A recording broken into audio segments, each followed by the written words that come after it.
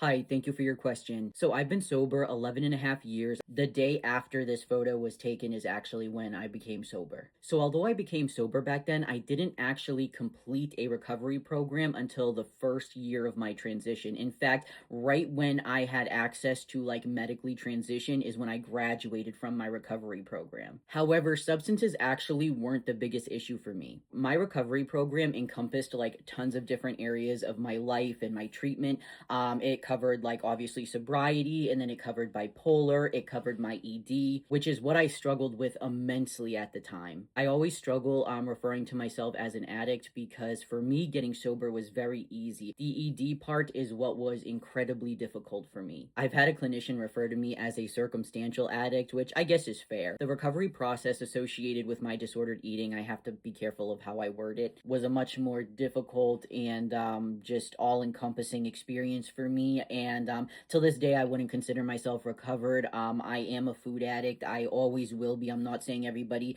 who has struggled with weight is, but I definitely am. And getting myself out of the trenches of that was one of the hardest things I've ever done. A lot of people will see me talk about it now and they'll make comments about how you obviously still have disordered eating. You're overweight now. And they're absolutely right.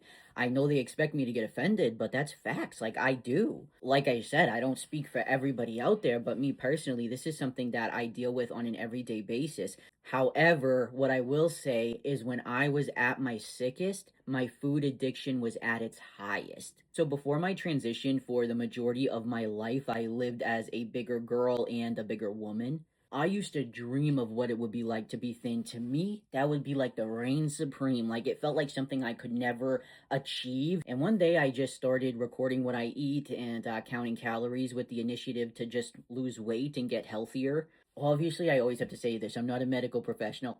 I would never recommend that anyone counts calories ever. Never. And honestly, most reputable medical professionals do not recommend it in everyday situations either anymore. Not just because it can lead to disordered eating, but I mean, look at my case. I was losing weight and like I was eating junk all day. Absolute junk. And so I had like an ultimate goal weight, as a lot of people do, when they're losing weight. And it was reasonable. I'm like 5'7", 5'6.5", and my goal was 150. And finally I reached it. This is me around that weight. I actually still remember pictures of me associated with like specific weights, but then it wasn't enough.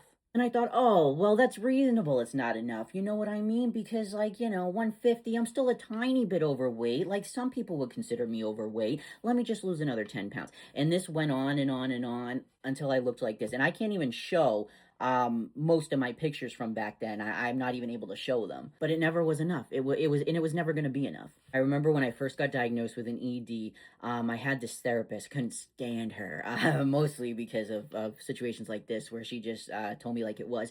I said, oh, I don't actually have an ED. It's just I'd rather, than actually gain weight. And she was like, that's an ED. I mean, she named it, but she was like, that's an ED. Like, and I had tried to do this recovery program. I actually even tried to enter this recovery program before I started really struggling with like my eating issues and stuff. I never could graduate from it. Never. I'm going to say I started this at 19.